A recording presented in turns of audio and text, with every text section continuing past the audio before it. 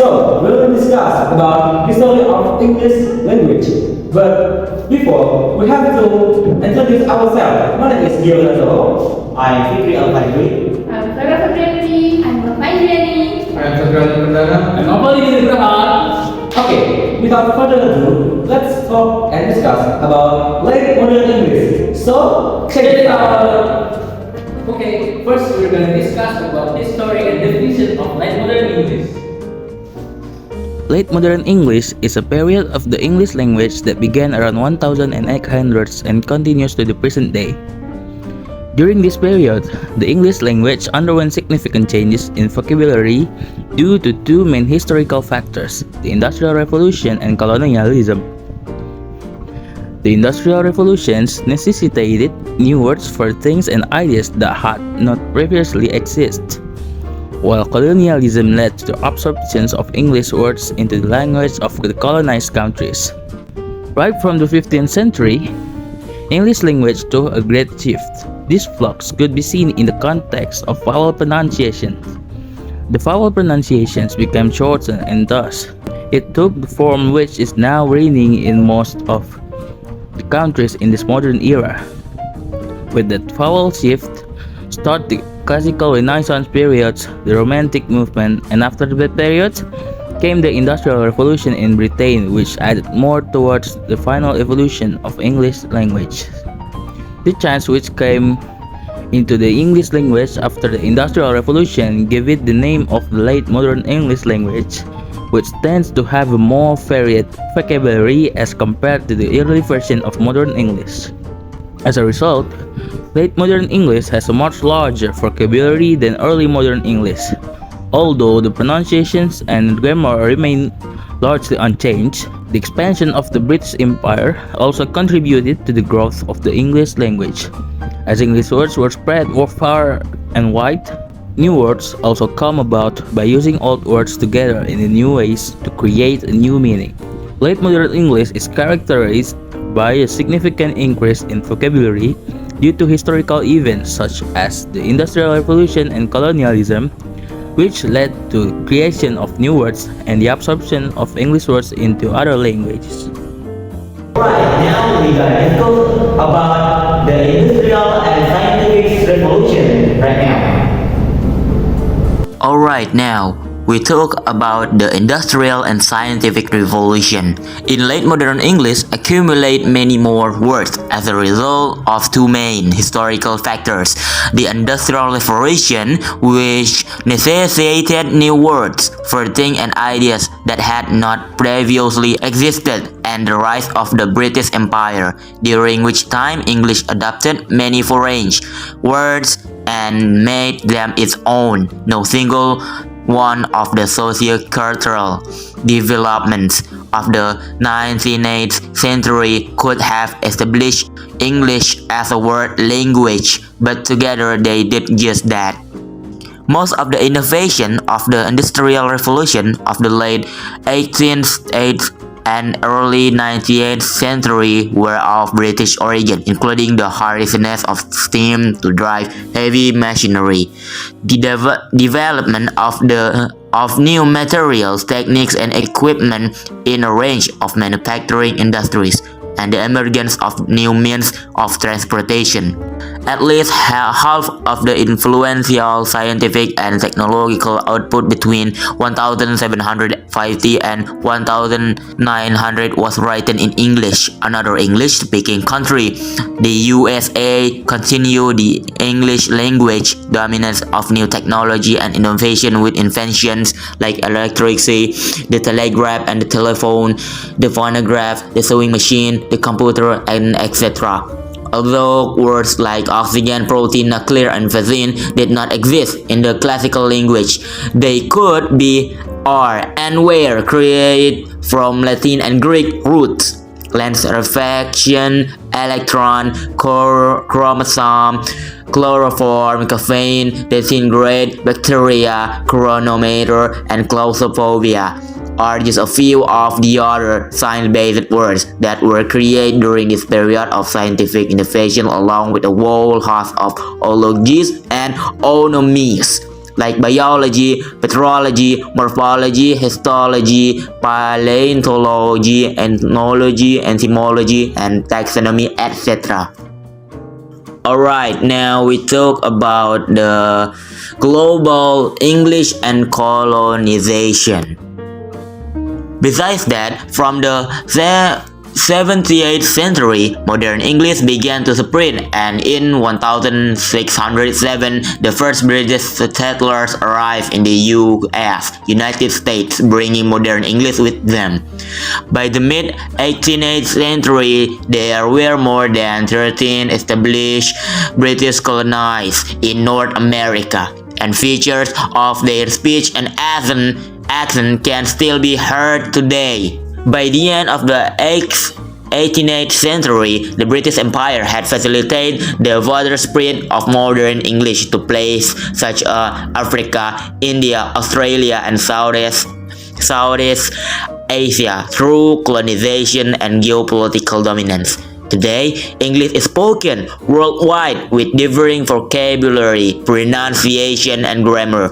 Each dialect is considered a version of late modern English or present-day English and should arguably not be considered any more or less correct than any other form of English. And now, British colonialism. Colonialism began in the 16th century and gained momentum between the 18th and 20th centuries. By the end of the 16th centuries, English speakers numbered just 5 until 7 million, mostly in the British Isles. Over the next 350 years, this number increased almost 54, with 80% living outside of Britain. At the age of the British Empire, Britain ruled almost 1/4 of the Earth's surface. John Adams claimed in 1718 that English was destined to be more generally the language of the world than Latin was if the last of French is in the present age. German linguist Jacob Grimm called English the language of the world in 1852 and predicated its feature dominance over all parts of the globe. The British colonial mentality at the time took the attention of English language and culture to undeveloped and backward countries of Africa and Asia as desirable. However, colonialism was a two-way street, and Britain's dealings with these exotic countries, as well as the general increase in world trade during this period, result in the introduction of many foreign loan words into English. For example, Australia gave us words like boomerang, kangaroo, Bulgaria, and so on, that are not particularly useful outside of the context of Australia. However, India gave us words like pajamas, talk, bungalow, cot, jungle, loot, bangles, shampoo, candy tank, and more. So the next topic will be discussed about the change of morphology in late modern English. The change of morphology in language. The next is morphology. In late modern English period has changed and a lot of its form established. The morphology in late modern English period most has been influenced by Industrial Revolution, advancement of science and colonization. First, from Industrial Revolution we can conclude and examine how these words are appeared. People lived off the land until early 18th century and the majority of people worked in agriculture. However, significant technological advance between about 1760 and 1830 catapulted Britain into industrial revolutions. Many new words were coined as a result of technological advancement. During this industrial revolution, which had a significant impact on the English language, many new words were coined as a result of technological advancement. During this industrial revolution, which had a significant impact on the English language, the purpose is to describing new industrial techniques, machinery, products, and technology, etc. New words were coined. Around this time, the following words entered the language: such as electricity, camera, telegraph, pulley, train, engine, reservoir, and combustion. Morphology in English has almost not changed much since Middle English. Inflectional morphology refers to something that is added to a word for grammatical reasons like case, gender, number, etc. This is really not all different from Middle English either. Grammatical gender started to disappear from English during the Middle English period and by the late 14th century. It is pretty much gone, at least in London English is not so all that different. Last, technically we have 8 inflectional morphemes in modern English. And for the next, we are gonna discuss about phonology. Phonology is development of new diphthongs in say and go words. In late modern English, the pronunciation of some words changed to include new diphthongs, which are two vowel sounds pronounced together in one syllable.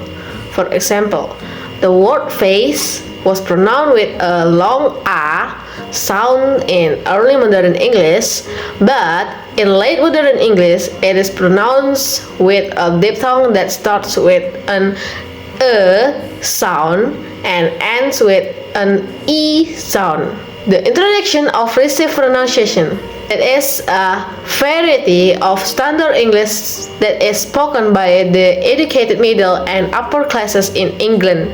It is characterized by the absence of regional accents and the use of certain pronunciation features, such as non-rhoticity or the dropping of the R sound in words like car and heart. The development of non-rhotic accents. In late modern English, non-rhotic accents became more common in England, Australia, Asia, and South Africa. In non-rhotic accents, the R sound is dropped at the end of a syllable or before a consonant. This is why, for example, the word car is pronounced car in a non-rhotic accent. For example, bridle in Middle English changed to bird, modern English, and then modern English, modern to modern, and then from German, Brennen to English to bird. And next, for among the major vowel developments, we see a beat and beat. And next, among the major vowel developments, we see a beat and foot or strap demerger. Along beside, a bat or trap split. There is also evidence for a merger involving mat and mat words. Actually, there is not many changing of phonology in late modern English. However, there are several changes for this period. New diphthongs in say and go words, particularly in metropolitan usage. The almost conical fricativization of voice and voiceless obstruent in ion environments, the insertion of G and W glitch words entirely after obstruents, as well as much by way of syllables until H loss and unetymological insertion are among consonantal development.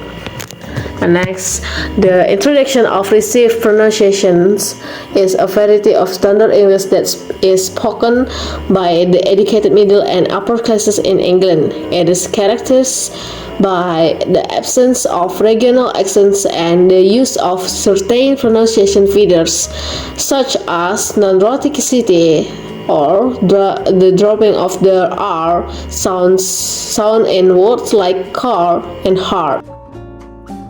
Okay, I'm going to discuss about syntax.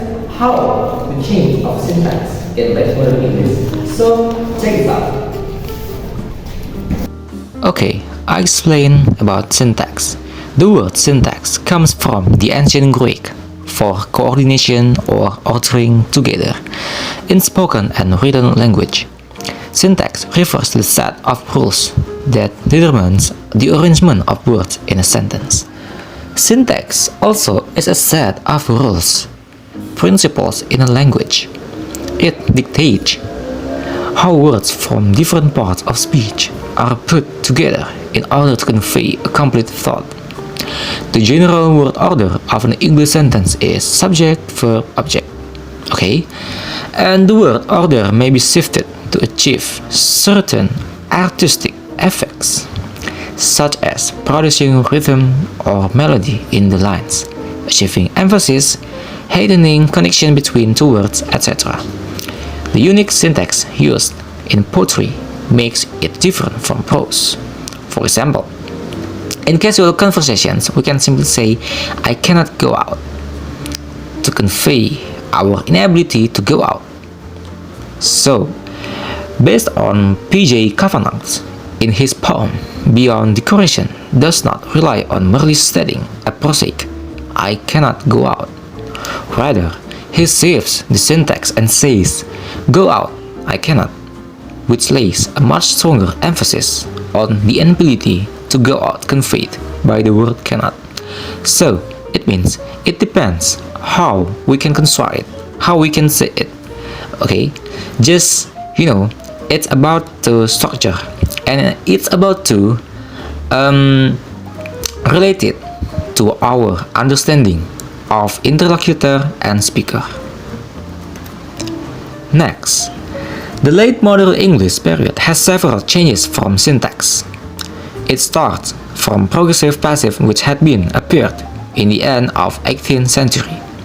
Before the time, the progressive was either avoided.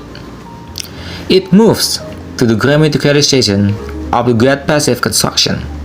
This category is similar to causative verb. For examples, he found that the coach had sunk greatly on one side, though it was still dragged forward by the horses. Second example, but are there 6 laborious sons educating in the universities at this moment? For examples, at the third example, I am resolved to get introduced to Mrs. Annabella. The last, so you may not save your life, but get rewarded for your roguery. It means the syntax in this category was appeared in this book from Dickens, from Kingsley, from Denison, and also Denison in 1993. The writer also make the changes of language. It means that it's related, it's still makes sense, so we can construct it in this written words. So the syntax in this late modern English period has been changing. So yeah, it will changing after all time. So yeah, it can change after at all. Okay, the next we will discuss about semantics. Okay, we can talk about semantics. Semantics means the meaning and interpretation of words, signs, and sentence structure. Semantics largely determine our reading comprehension, how we understand others, and even what decision we make as a result of our interpretation. For example, one of the central issues with semantics is the distinction between literal meaning and figurative meaning. With literal meaning, we take concept at face value. For example, if we said fall begin with the turning of the leaves, we would mean the season begin to change when the leaves turn colors. Figurative meaning utilize similes and metaphors to represent meaning and convey greater emotion. For example, I'm as hungry as a bear would be a a smile and a compression to show a great need for sustenance. Okay, the next semantics is the Industrial Revolution book about many new inventions and technologies which require new words to describe them. For example, words like steam engines, locomotive, and telegraph were all introduced during this time. The Oxford English Dictionary is a comprehensive dictionary of the English language that was compiled from 1879 to 1928. It helped to standardize the language by providing definition and spellings for words that were previously undefined or spelled inconsistently. The continued evolution of the English language. The English language continues to evolve and change, incorporating new words and phrases from different cultures and subcultures. For example, words like selfie, emoji, and binge watch have all been added to the English language in recent years. Okay, next we're gonna discuss about English in the digital age. English in the digital age. The digital age starts from about 1980, coinciding with the advance of the World Wide Web, the time period that began when the internet was released to the public domain and the sharing of knowledge becomes open and available to all. Language in the digital age sometimes progressed through course of fate as much as it did through the empire. For example, number 1, SOS. The SOS distress signal came about because the English S and O of Morse code. Mayday. The modern distress called Mayday is French Maida or Help Me. Language changed simply because the needs of its speaker changed. With the rise of social media, people also require new words to communicate in a way that more suits the modern time. So with the arrival of various social media sites, abbreviations like LOL, TTYL, and OMG were also created. Example, ROFL, rolling on the floor logging, DM, direct message, QOTD, quote of the day, OOTD, outfit of the day, RT, retweet, FVM, never mind, GK, just kidding, TBH, to be honest. Nowadays, there are around 2 billion people that use English over the world. Harvard Business Review says there are 385 million first language speakers and another 1.75 billion people who speak English usefully. Okay, the conclusion.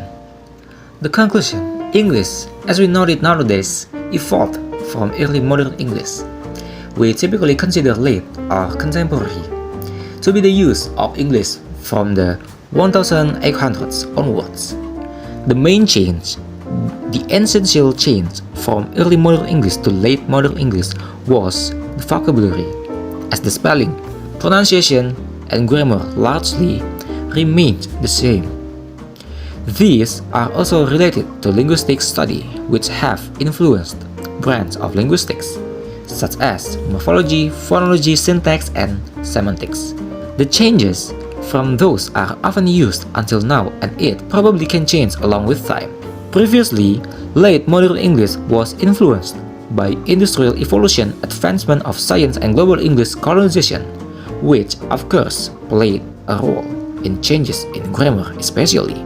It gave rise to new words, new language styles, and of course its influence to this day. And everything has been listed in the big English dictionary, its official English dictionary. Likewise, as time goes by, many other aspects emerge. New words will also appear, or changes can occur regarding what has been changed previously. Wow, so much of information that we have said about. It doesn't feel like it's over for our presentation. So we are going to say Thank you. thank you and goodbye.